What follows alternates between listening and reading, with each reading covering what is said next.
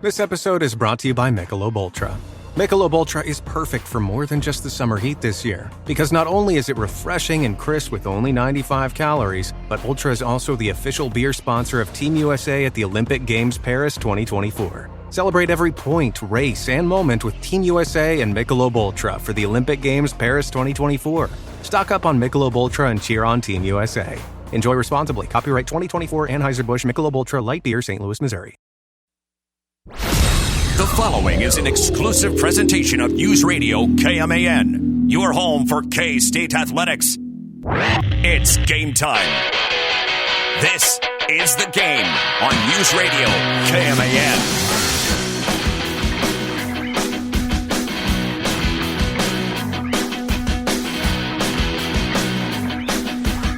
Well, the U.S. women's basketball team about to win their quarterfinal matchup against Nigeria. They're doing it without Caitlin Clark. Who would have thought? Who would have thunk it? They could do it without Caitlin Clark. Boy, the sarcasm is just dripping right there. They're winning by 15. In 4 years, they're winning by 47. They're going to make 20 more threes on average. Okay. Was it Sue Bird that was like feuding with Caitlin Clark, and now she's saying, oh, she's Rookie of the Year? Taurasi. Or Diane Taurasi, that's right, not Sue Bird. Taurasi. Welcome to the game. Mitch Fortner, Troy Coverdale, and A.J. Shaw. We're with you for 2 hours. Royals baseball coming up at 6:30. First pitch at 7:10. Last one against the Boston Red Sox. And Troy, the Royals are blowing it. Yes, they are. Frustrating as all get out. 2 losses. I didn't see how it ended up last night, like all the details, but I just saw the final score. I didn't follow along with it, but fought back, got it even at 3, only to turn around and give up 3 in the top of the next inning. Who gave them up? Well, combination. Gotcha. Lugo gave up the first and really got dinged for 2 of them. He buried a pitch in front of the plate that turned into a run, and that was all she wrote for him last night. So, when your ace doesn't get it done and even gives up a run on a wild pitch, you've got problems. Well, if the Royals can salvage this thing, get a win tonight, at least it's a win. Yep. You keep at least, what is it now, a game and a half leading the wild card? Is it down to a half? Game. It's a half game now. Half game going into tonight. So get that game back and meanwhile, I will say what is helping is Cleveland kind of stinks right now. Yes. They've lost 4 in a row. The Royals are not losing any ground right now. And a win tonight, I think they get within 4 of the American League Central. So you'll take that. Take that, plus it would put them back out to the 1.5 edge on the Red Sox in the wild card chase, too. I apologize in advance. I got a little tickle in my throat. So I'm hoping this doesn't become a big deal. Luckily, we're a little guest-heavy in the first hour, so that helps out a little bit. We'll be joined by the voice of the Chiefs, Mitch Holthus, with his second training camp report from St. Joseph, Missouri. That's at about 4:40. In hour number 2, we'll hear from the running backs, DJ Giddens and Dylan Edwards. Our prediction for today on K-State Football 2024, who will lead K-State in sacks this season? That'll be an interesting discussion. Plus, Troy's Olympics update at 5:40. It's Wednesday, and you know what that means. AEW tonight from the home of Wake Forest. The Lawrence Joel Veterans Memorial Coliseum. That's too long of an arena name. Let's figure it out, Wake Forest. I appreciate the honoring the guy, but when your arena is 5 words long, I'm thinking from a broadcaster's perspective how that can be a little bit of a trip up. It gives people that are stuck on the interstate through downtown Atlanta something to read on their way by. I suppose. I think we're using acronyms at this point if we're going to bring up the arena name. But it's in Winston-Salem, North Carolina. I've heard there's been a whole bunch of flights canceled today and yesterday. So a lot of the wrestlers are having trouble getting there. As a matter of fact, MJF, who lives in New York, drove 11 hours. But he's a top guy. He's got to be there. He's got to do what he's got to do. Yeah. But we're also 16 days, 18 hours away from AEW's All In from Wembley Stadium in London, England. I'm always trying to work out some details. I'm planning on AEW announcing for next year another run at Wembley, which will most likely be the day after K-State plays in Dublin, Ireland. So I'm already across the pond. Might as well just jump over to London on a Sunday and go catch some wrestling. We're also joined, it's been a minute, we are joined by Derek Young from KSO Online. Welcome back, DY. Have you had a chance to play the new college football video game yet? Of course I have. Probably too much, right? How many hours? Like, when it first came out, how many hours a day do you think you were averaging? Oh, if I was younger, it would have been probably close to 12. Yeah. I was going to say, that man has kids. Yeah. So it's not 12. I think early on it was probably a good 3, maybe 4. That's pretty good. And now, and I think it was because I lost a really important recruiting battle the other day. I haven't played in 5 days. Well, so I can only imagine how coaches feel like in real life when you don't get a guy that you really, really want. Because I lost a virtual guy in a virtual video game that I really, really wanted, and I haven't touched the game in 5 days. I had a 5-star to the finish line, and that 5-star picked Missouri over me. And listen, I now, I kind of have a feeling of what it's like to lose out on a big recruit. And the controller wound up where? I was close to just shutting off the console and calling it a day. Mm-hmm. I was really close. But I'm with you. Actually, the first couple of days, I'm probably 8 or 9 hours. It was a long run. It's a lot, not as much anymore. Plus, Lindsay's son, he's about to turn 18. He likes video games, and I've let him play quite a bit. I have not thrown a controller in a long time. The last time I threw a controller, I didn't throw it. I spiked it, and it bounced halfway across the room, dented my controller. And I think I was mad because my team in a simulated game blew like a 20-point lead to the worst team in the league. And I was so angry. And there were a few F-bombs that were dropped after that, followed by my mother yelling at me. I've never thrown a controller. If I need to air some grievances, I'll go over to Call of Duty and play online and let the people in the server let them know about my problems. That's smart. DY, does Will Howard, does he not have to be a hero at Ohio State? You're going to put me on the spot. You sent me a text today about, I don't want to put you on the spot, and told me like 3 questions that you were going to ask me. This is not a scripted question. It just popped in my head. That wasn't one of them. No. Look, I think answering questions in a media setting is on the spot, right? Just like this one is a lot tougher than people realize. And if he could do it over, he probably wishes that he would use different language, because I don't know that he meant to come across the way that he did. I don't think he was necessarily inferring that he had to be the hero at Kansas State, even though it came across like that and could definitely be interpreted like that. But I do think he meant that I have so much talent at Ohio State in comparison to Kansas State from a skill position standpoint, which is true, that all I have to do is give them the ball. And he didn't have to be a hero at Kansas State either. And I think he probably knows that and wasn't necessarily suggesting that, even though it came across that way. But I do think where he got into trouble last year was that he did try to be the hero when he didn't have to. Yep. I had no problems with what he said. I didn't take it as a shot at K-State. At first, I thought he was just butchering some Tina Turner lyrics. Nah. I was hoping you would get that. I think he definitely sucked at getting his point across, and it came off that way, though. Well, that's happened a couple of times, but he said a couple of things. Like there was a comment early on, and it was about the wide receivers, and it was just for us, not for me specifically, but for some it was taken as a shot at K-State wide receivers being lesser talent. Well, probably technically they are, but yeah, they're not as good as the Ohio State receivers. Let's be real. There is some reality to that statement. He probably needs to be less, I guess, emphatic about that. Because he still didn't have to be the hero at Kansas State for them to win.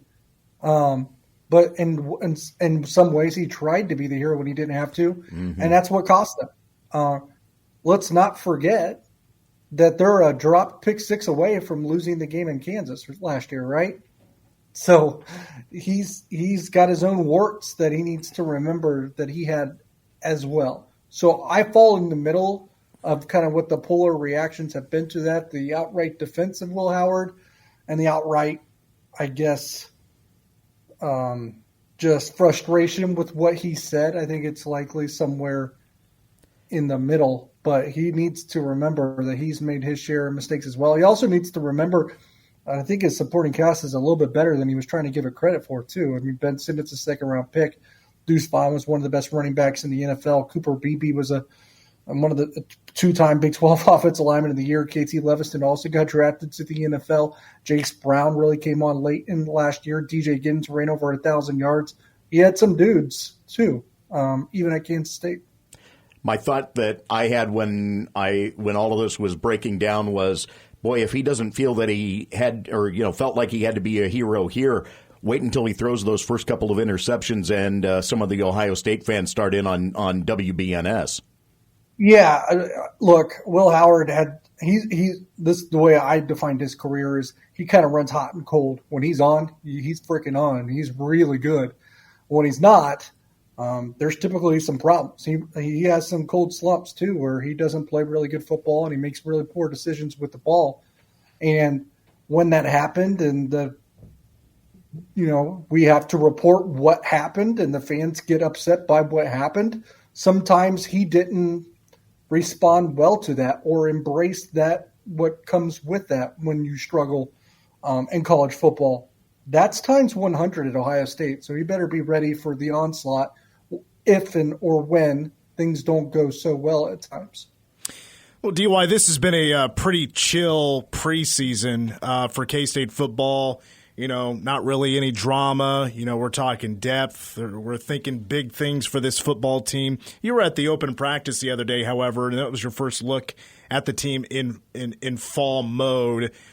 For that limited time, did anything stand out to you about that would be a solid preview for this team? Yeah, I'll give you my all-encompassing kind of general vibe that I got on each side of the ball. Offensively, I thought this was a much faster team.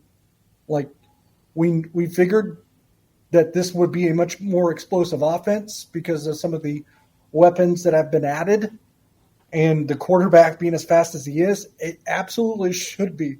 It should be electric. This team, you could watch 10 minutes of practice and realize they are much faster on the offensive side of the ball. There is a lot of team speed. Defensively, I don't have the same reaction. Not saying they're not fast, but they look more the part. Like, they are bigger and longer. Like, there was like 10 guys. I was like, who the heck is that? Because it looks like, like what they're supposed to look like at that position in terms of just a size standpoint. And a few of them were true freshmen. I remember thinking that about the two true freshmen. I actually said it. I was like, man, who's that purple number 9? He looks the part, and he's blazing fast. That was true freshman wide receiver Jaquise Bradley Depps. And then I was like, who is number 25 wearing a white jersey? He looks the part. He is playing in the secondary, and he's huge and long and still moves well. Who is that? It was true freshman corner Zayshawn Rich. So I would say on offense, this is a very fast team. On defense, they look the part. Well, let's talk about that speed in the running game for just a moment. I've been wanting to bring this up to you for a while now, but you had recently, I think it was just a part of an article that you brought up, and I think it was like a Q&A thing about, is there a record you could see K-State breaking this year? Last year was about Will Howard and throwing touchdowns, which he did break the all-time record for a quarterback in a career. He got there.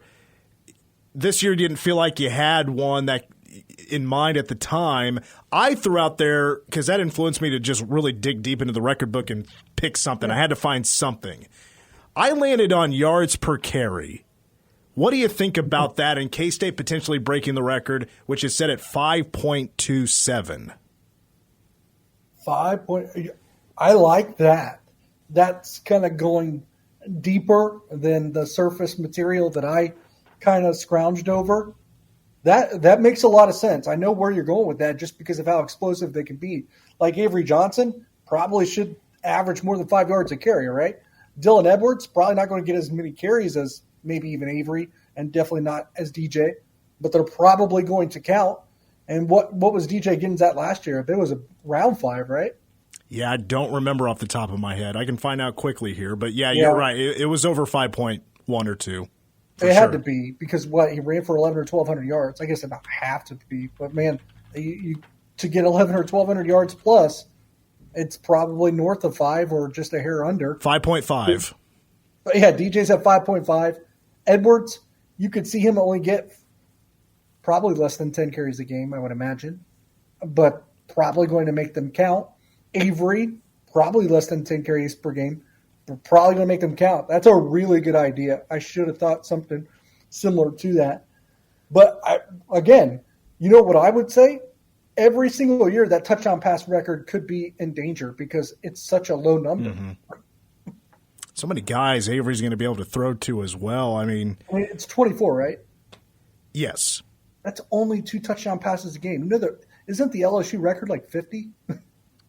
I mean, didn't Brennan at Hawaii had like 74 in one season? I don't know. Yeah, I mean, 24 is a pretty pedestrian number to be the record. We're speaking with Derek Young from KSO Online. We're going to go ahead and take our break. We're going to take a quick break because we want to get in with DY as much as possible because we have Mitch Holthus coming up at about 4:40. More with Derek Young from KSO Online when we come back on the game. This is The Game on News Radio KMAN. Back on the game. This episode is brought to you by our good friends at NFL Sunday Ticket on YouTube TV. I'm sure by now you've all gotten back into your Sunday routines, but they could be even better. With NFL Sunday Ticket and YouTube TV, you get the most live NFL games all in one place, every game, every Sunday, and you can even watch up to 4 different games at once with Multiview, one of my favorite inventions of this decade. It's exactly what you need to catch all the action, make your Sundays more magical, and also YouTube TV is great. I got it this year. It's awesome. Sign up now at youtube.com/BS. Device and content restrictions apply. Local and national games on YouTube TV. NFL Sunday Ticket for out-of-market games excludes digital-only games. Mitch Fortner, Trey Coverdale, AJ Shaw, and Derek Young joins us via the computer. He joins us from KSO Online. He's also a host of the 3 Mile Podcast. That's a killer podcast. Find it on the YouTube. A host on Power Cat Game Day. Another season of Power Cat Game Day starting on August 31st at 2 p.m. right here on KMAN, also on our sister station, 101.5 K-Rock, and with our affiliates across the state of Kansas. All right, DY, one more question about the offense. We heard Coach Riley talk about this yesterday, and that is with the perception and the ideas and the input from Coach Matt Wells. You're going to see some changes, especially in the passing game. Do you have an image in your mind on what do you think those changes could possibly look like? No, it's just the concepts. I would imagine maybe the kind of routes that they lean on the heaviest, the certain route combinations that they use to get guys open, stuff of that sort.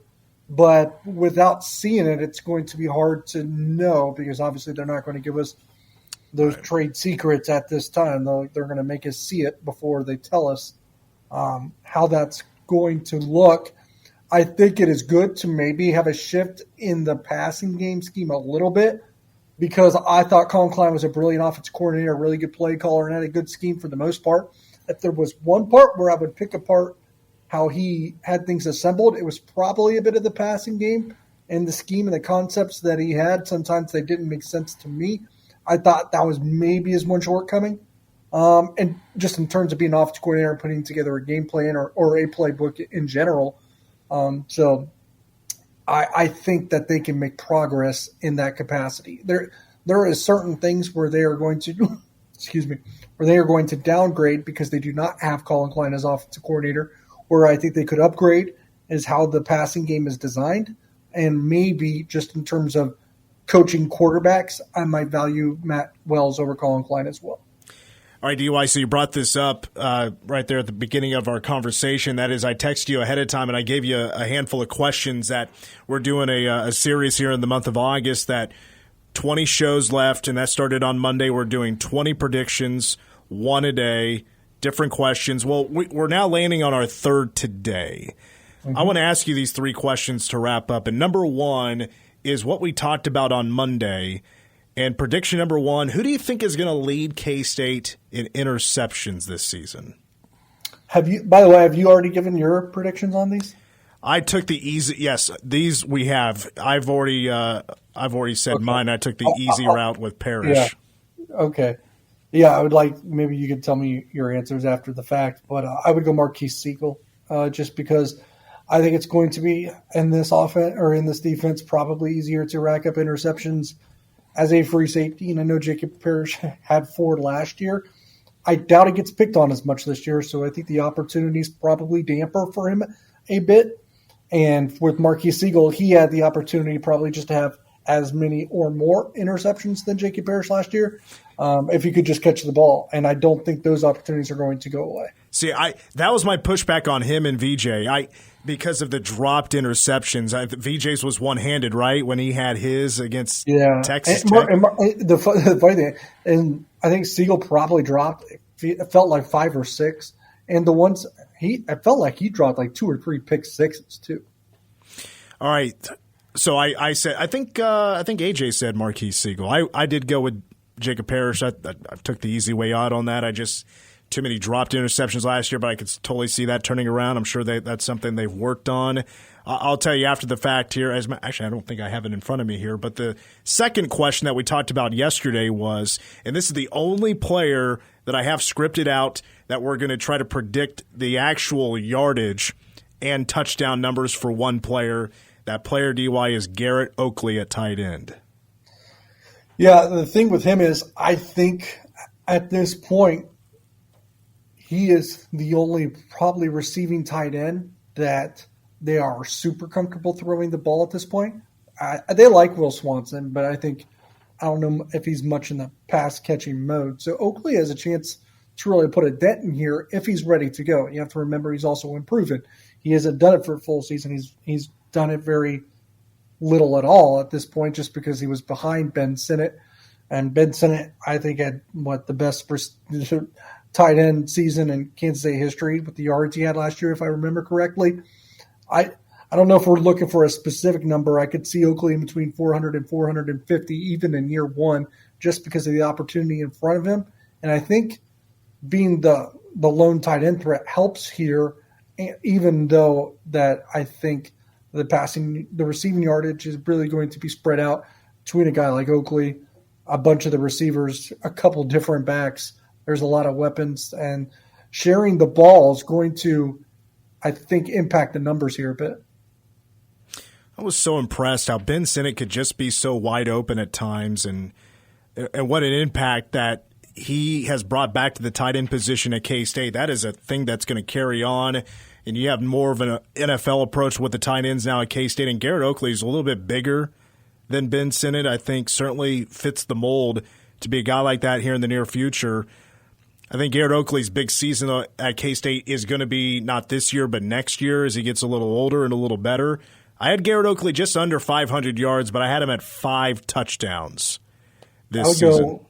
I would go 430 and 4 touchdowns. The last question is one we're going to talk about today. We haven't talked about it yet, so you're going to be the first to answer. We'll touch on it in the second hour. But it's back to the defense and who leads the team. And I think this is a very interesting discussion on who's going to lead the team in sacks this season.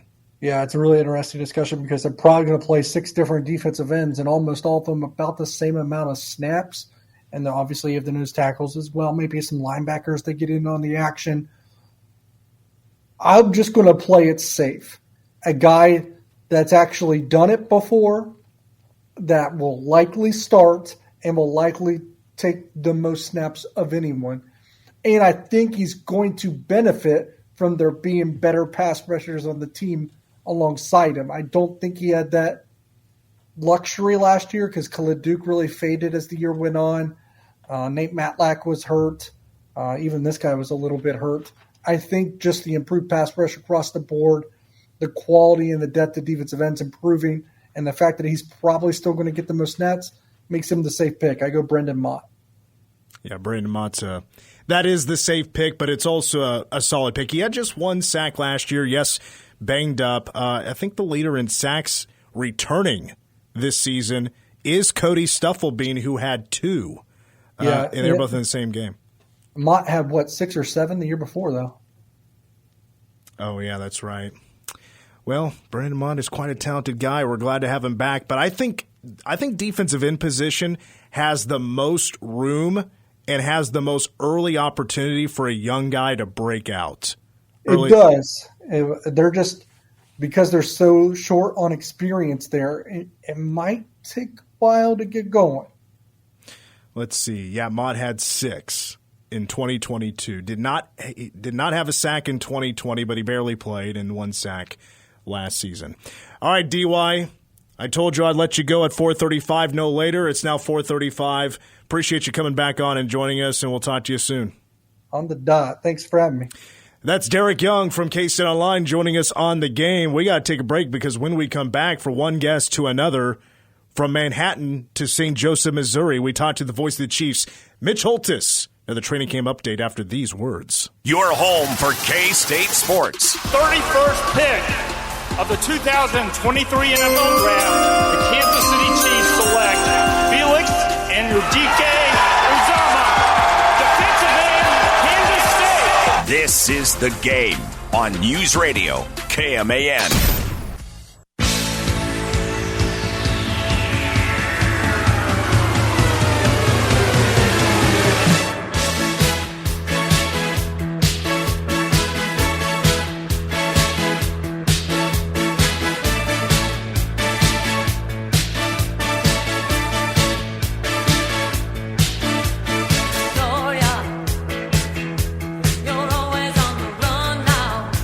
Love this song. Laura Branigan joins us, or brings us back into the game on News Radio KMAN. Mitch Fortner, Trey Coverdale, and AJ Shaw. Laura also takes us out to St. Joseph, Missouri. It is training camp update number 2 with the voice of the Chiefs, Mitch Holthus, and it's brought to you by Hy-Vee and by K-State Credit Union. Check with Sharina Richardson about using the credit union advantage for your next home loan. Mitch, appreciate you joining us once again. Did you ever have any Laura Branigan albums back in the day? Okay, question. How did she spell her last name? Oh, here we go. We have a spelling bee. Well, so last name. This is key. This is key. You're gonna let me tell you where I'm going. So find it and spell it for me. It's Branigan,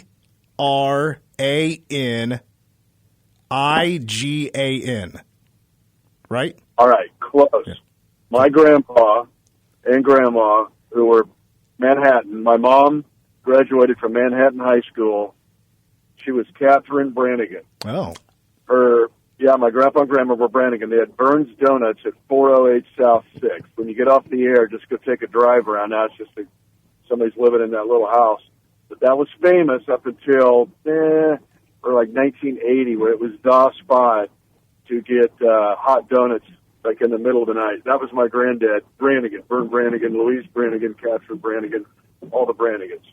So she might be related. I think she changed her name because of tax liability.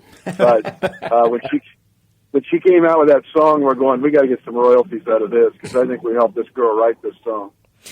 Mitch, last week we were talking a little bit about the Olympics and how rough it's been for some of the Olympians with the lodging and the food. How's the lodging and the food at training camp?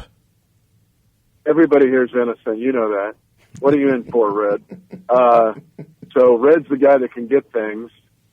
Now the players I used to be in the player dorm until COVID, and they just kind of got me off that roster. They never put me back in there. I should stamp my foot, but I am in the Shawshank dorm now. The food's awesome. I never eat better than at camp, and it's super healthy because all the guys, they got everything you could possibly want. But my other conditions in the dorm, they always want me to change the movie rules, and I know the sisters are up there. I ain't going up there to change the movie reel. So anyway, Red's the guy that can get things. I'm just hoping to get up on the roof to do some tarring and have some suds with my guys, have the sun shine on my face. But does the media area have Coors? No, it does not. It does not. Yeah.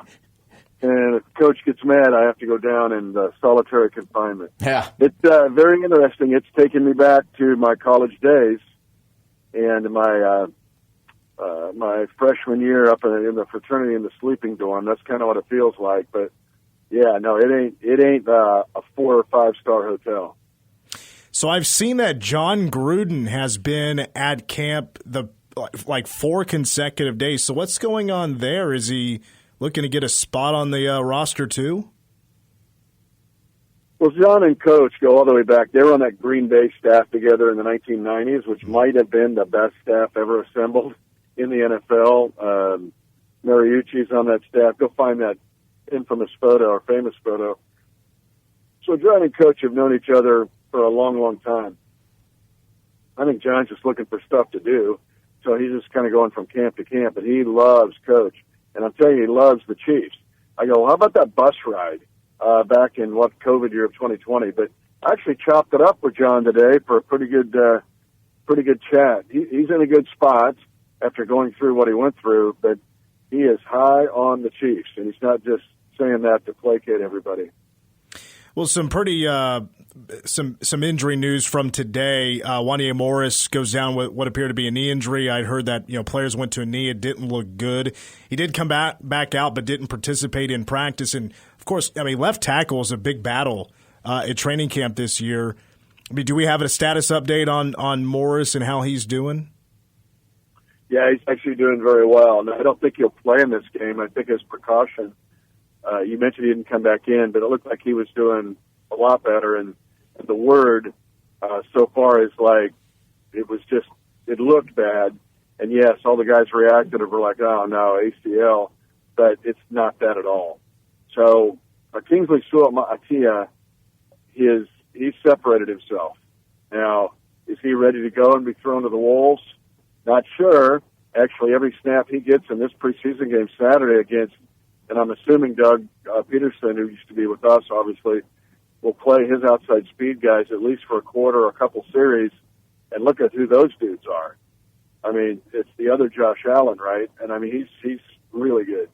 So if Kingsley's out there, this is going to be a real-world test for him, even if he's out there 8 to 12 snaps. How long did it take to get Kingsley's last name down? He was drafted April the 27th or so. This is August 7th. Yeah, last night. Yep, there you go. Yep. It's about longer than Felix?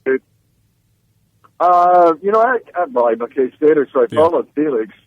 Everybody else just never figured out Felix. It's just go FAU, and now it's just Kingsley. But I ask him because we went through this, right? So just bless their hearts. PR will try, but won't kind of try. It doesn't mean as much to them as it does to us. And so I just said, dude, here it is. Say it into the microphone. And it's Kingsley Su'a-Ma'atia, and emphasis on Ma'atia. So, but anyway, he's got a chance. There's a real good ceiling with him, but boy, we've thrown him into physics. And, I mean, he's not in college algebra. We got him in series and differential equations right away.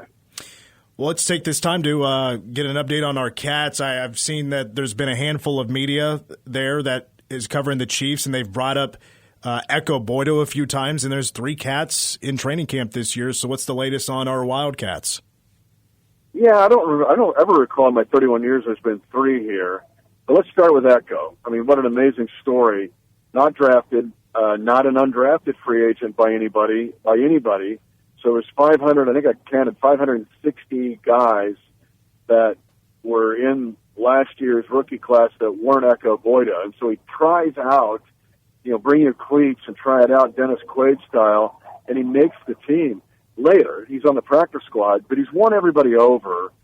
He was great on special teams. He might be the best gunner the Chiefs have on this team, and yet I'm not sure he's going to be on the 53 this year. It's just such a deep group. But it's not because Echo's receding. He's actually ascending. But I caught up with him, and I just asked him, man, where are you at? And it seems like he knows and believes and is playing like he belongs in the NFL every day. Lots of ups and downs, but I feel like it's just only made me a better player and a better person. How much confidence do you have now in doing everything, whether it's special teams or playing corner?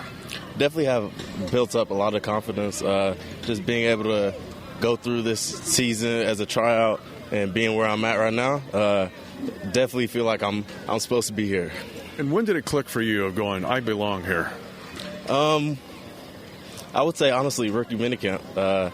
Just being able to compete with all the guys and dominate. So, I've told you guys before, K-State really prepares players for pro football. And Echo, it was never too big for him. He wasn't cocky, but it wasn't like, I'm so intimidated, I don't think I belong out here. He started mixing it up right away. So he gets to practice squad, then he gets elevated to the 53. He does downs the punt at the 1 against New England, and sometimes a single play like that can redefine a player, one, in his own confidence, with his own confidence, and then with the coaching staff. They love Echo. Dave Tobe loves Echo. Now, if he's not on the 53, he'll be on the 69-man shell, which is the practice squad. I'm worried that somebody's going to claim him because I'm not sure he'll be one of our 4 protected players on the practice squad. So I just think that Echo's doing an awesome job, and it's a great story and a great testimony to K-State football. The voice of the Chiefs, Mitch Holthus, is our guest. A player I didn't get to ask you about last week. I want to single him out for just a moment because there was a video going around last week of there was a play with Xavier Worthy where right out of the snap he gets knocked to the ground and maybe thought he looked a little bit weak. And I thought people ran with that too much because it was just one video. So I want to know from your point of view and perspective on how well the first-round draft pick wide receiver out of Texas, Xavier Worthy, is doing. Well, let's be honest. It's not Mike Williams or Mike Evans, right? This isn't Randy Moss' body, but he's also not weak either. And in that, he kind of got caught off balance, and it was Drew Tranquil, who I'm going to feature tomorrow, who's absolutely been an Allosaurus in this camp. You think about the old school linebackers like Dick Butkus or whatever. That's what Tranquil's doing. Tranquil saw him. He saw Xavier Worthy and thought, no, I got a shot to reroute him. It's within 5 yards, and I'll just pummel him to the ground. And after he kind of stumbled, so he was off balance. But don't overdo it with that because Xavier Worthy is stronger than you think. He's just not 225 pounds. So somewhere in between is the accurate depiction of him. Now, we mentioned there's 3 Wildcats at camp. Really, there's a 4th. He's an honorary Wildcat because he's one of the best guys that Chris Kleiman has ever coached, and that's Carson Wentz. And I'm sure we're going to see a lot of him in this preseason game against Jacksonville on Saturday, but how's he looking as the backup? Outstanding. Whatever stronger adjective, he is looking like more of a starting quarterback than the starting quarterbacks we had before Patrick Mahomes, not named Alex Smith. I mean, he's been off. He made a play today in the red zone where he's going to his left, very Mahomesian, to his left, and able to, in one motion, turn back to his right, and he hits Sky Moore for a touchdown. Jacksonville is going to see him come into the game whenever he comes in, maybe after a series, depending on what coach decides with Pat. And they're going to go, Carson Wentz is in here? This is playing the senior dude in the JV game just because he's coming off injury, right? And then you're like, why is he out here? So Wentz has been outstanding, and he's assimilating into the culture. And he and Coach Kleiman are close. I had Coach Kleiman over to an OTA, and I know that those two have conversed. But Coach was over to an OTA practice, and he and Carson caught up in a hurry. But they both think the world of each other. Well, Mitch, on Saturday you'll have the call of the Chiefs at Jacksonville. Preseason game 1 out of 3.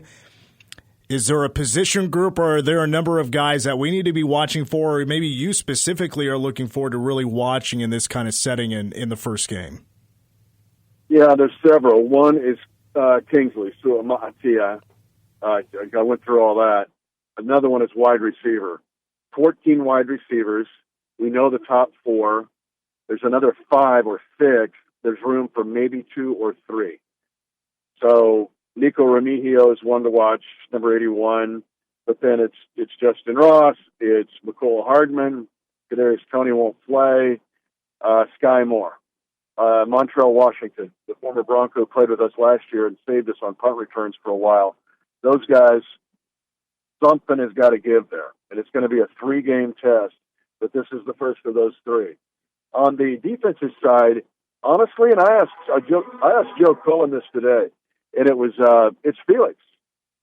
Felix has had a good camp, way better than a year ago. He had the broken hand, but I didn't even ask Joe about Felix. I was talking about the rest of the guys in that there's 16 defensive linemen, and he goes, nope, Felix. Felix is at the top of the list of being evaluated this week, because what Joe wants to see is what he's seeing in practice, and that is Felix is making the necessary steps forward to become a productive player for this team and in the NFL.